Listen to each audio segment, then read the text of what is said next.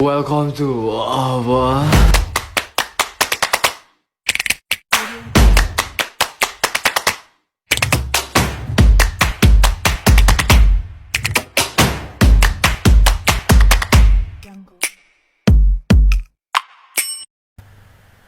Assalamualaikum warahmatullahi wabarakatuh.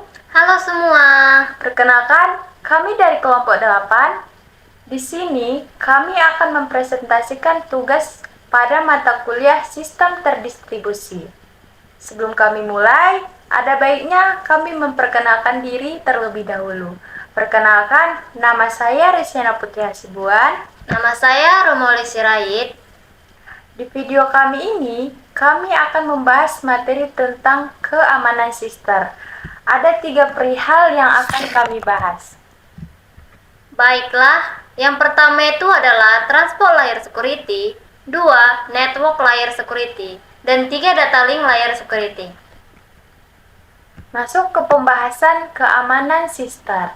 Keamanan sistem informasi atau System Information Security atau biasa disingkat dengan sister merupakan upaya untuk melindungi sistem informasi dari ancaman, gangguan, dan serangan yang dapat merusak kerahasiaan, integritas, dan ketersediaan data.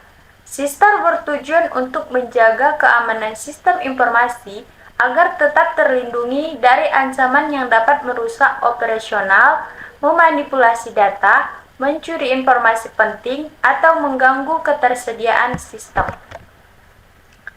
Baiklah, yang pertama kita masuk ke dalam materi Transport Layer Security. Transport Layer Security atau TLS adalah sebuah protokol keamanan yang digunakan untuk menyediakan komunikasi yang aman dan terdekripsi di dalam jaringan komputer. TLS beroperasi di lapisan transport dalam model referensi Open System Interconnection atau OSI dan sering digunakan untuk mengamankan koneksi antara klien dan server di internet. Tujuan utama TLS adalah untuk menjaga kerahasiaan, integritas, dan autentikasi data yang dikirimkan antara dua entitas yang berkomunikasi. Protokol ini menciptakan saluran komunikasi yang terkripsi yang melindungi data dari ancaman pemantauan, perubahan, dan manipulasi oleh pihak yang tidak berwenang. Di sini ada beberapa fitur dan fungsi utama dari TLS. Yang pertama itu enkripsi data. TLS menggunakan algoritma enkripsi untuk mengenkripsi data yang dikirimkan antara klien dan server. Yang kedua, autentikasi. TLS menyediakan mekanisme untuk memverifikasi identitas dari server dan dalam beberapa kasus klien. Yang ketiga ada integritas data. TLS menggunakan fungsi khas untuk memastikan bahwa data yang dikirimkan tidak berubah selama proses pengiriman. Yang keempat, kepastian dan non-repudiasi. TLS menyediakan mekanisme untuk memastikan bahwa pesan yang dikirim tidak dapat ditolak oleh pihak yang mengirimkannya. Dan yang terakhir ada negosiasi keamanan.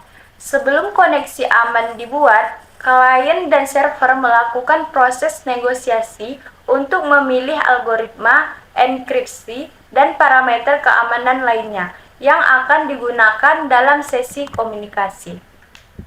Baiklah, selanjutnya itu adalah contoh penggunaan Transport Layer Security atau TLS yang paling umum dalam protokol HTTPS. Yang pertama itu adalah penggunaan TLS dalam HTTPS. Yang kedua itu adalah penggunaan TLS dalam protokol email. Yang ketiga itu adalah penggunaan TLS dalam protokol VPN. Yang keempat itu adalah penggunaan TLS dalam protokol FTPS. Selanjutnya, materi kedua, Network Layer Security. Network Security adalah sistem yang tugasnya mendeteksi dan mencegah akses tidak sah ke jaringan. Network Security juga dikenal sebagai perlindungan lapisan jaringan atau keamanan jaringan, merujuk pada langkah-langkah dan protokol yang diimplementasikan untuk melindungi infrastruktur jaringan pada lapisan jaringan dari model OSI. Keamanan lapisan jaringan bertujuan untuk menjaga kerahasiaan, integritas, dan ketersediaan komunikasi jaringan, mencegah akses yang tidak sah, penyadapan data, dan serangan berbasis jaringan lainnya. Baiklah, konsep keamanan jaringan. Yang pertama itu adalah kerahasiaan. Adalah aturan atau konfigurasi yang membatasi akses informasi dari pihak ketiga. Konsep ini dimaksudkan untuk mencegah orang yang salah mengakses informasi rahasia. Yang kedua itu adalah integritas, untuk memastikan bahwa data dapat diandalkan dan akurat. Konsep ini termasuk menjaga konsistensi data, akurasi, dan kehandalan. Yang ketiga itu adalah ketersediaan. Adalah sebuah konsep yang memastikan bahwa informasi di web tersedia kapanpun dibutuhkan oleh mereka yang memiliki akses. Konsep ini meliputi pemeliharaan dan perbaikan perangkat keras maupun perangkat lunak sistem dan lingkungan operasi yang digunakan. Selanjutnya ada pembagian network security. Di sini ada 3 pembagian. Yang pertama fisik, kedua teknis, dan ketiga administratif.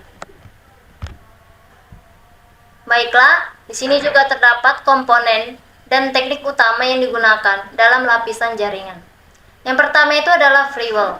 Firewall adalah sebuah mekanisme keamanan yang mendasar yang digunakan untuk memfilter dan mengontrol lalu lintas jaringan berdasarkan aturan keamanan yang telah ditetapkan. Kedua itu adalah virtual private network. Adalah sistem keamanan yang dirancang untuk melindungi jaringan informasi pribadi saat menjelajah internet. Virtual private network ini juga bekerja dengan mengenkripsikan koneksi titik akhir ke jaringan melalui internet.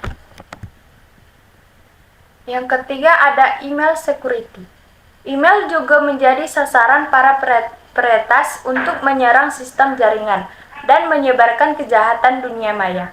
Email security berguna untuk memerangi serangan ini dan untuk mengontrol pesan yang dikirim agar informasi sensitif tidak bocor. Yang keempat ada access control. Fitur kontrol akses atau access control membatasi jumlah pengguna yang dapat mengakses jaringan komputer Anda. Dan yang kelima adalah keamanan aplikasi. Sistem keamanan ini berguna bagi perusahaan yang meluncurkan aplikasi. Aplikasi yang dibuat sangat rentan terhadap serangan, membuatnya mudah ditembus. Baiklah, materi selanjutnya adalah data link layer security. Data link layer security sendiri pada dasarnya merupakan sebuah lapisan atau layer pada OSIS referensi model for open networking yang memiliki tugas utama untuk menyediakan sebuah prosedur pengiriman data antar jaringan. Jadi, dengan adanya data link ini, setiap paket data yang akan ditransmisikan atau akan diterima oleh user akan diproses sehingga memungkinkan untuk dilanjutkan ke layer berikutnya, yaitu layer network layer ataupun physical layer. Di sini ada ciri utama dari data link layer. Ciri utama yang terpenting ada pada data link layer ini adalah bahwa data link layer merupakan salah satu lapisan yang secara fisik memiliki alamat tersendiri atau address yang sudah dikodekan secara langsung ke dalam sebuah network card atau kartu jaringan ketika kartu jaringan tersebut pertama kali dibuat. Ada juga di sini fungsi data link. Yang pertama itu adalah melakukan proses grouping secara logik. Yang kedua itu menyediakan akses ke dalam media menggunakan MAC address. Yang ketiga itu adalah mendeteksi kesalahan pengiriman dan penerimaan paket data dan melakukan proses pengoreksian. Yang keempat itu adalah menggabungkan paket data ke dalam byte dan menggabungkan byte ke dalam frame. Baiklah, sekian dari video presentasi kami. Jika ada kesalahan, kami mohon maaf. Kami akhiri. Wassalamualaikum warahmatullahi wabarakatuh. I'm bringing back, make it clap. I got 3 old thoughts, new block, where that thing. Bitches on my line, and you know